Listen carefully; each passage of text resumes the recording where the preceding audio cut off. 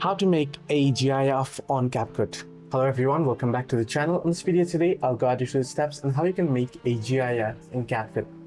Well, the process is simple. You want to first simply go ahead and open up CapCut.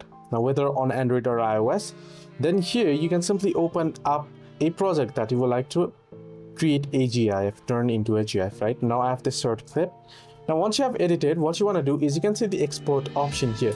Now, instead of tapping directly on the export, which will start exporting your video right away, you want to tap on this AI Ultra HD option here. You can see beside the export, you want to tap on it. And now here you can see you'll get the option here at the top left corner, the video and GIF option. So as you can see on the screen, you want to tap on GIF and now your project is set to be exported as GIF. Now here you need Pro to export it in high resolution, but I'll just set it for 240p. Then you can see GIF here. Now if I tap on export, it'll start exporting the GIF once I have watched the ad. If you're on free, if you have premium, then it'll just start exporting right away. So this is how you can make a GIF on CapCut. Hope this video helped. Do like and subscribe.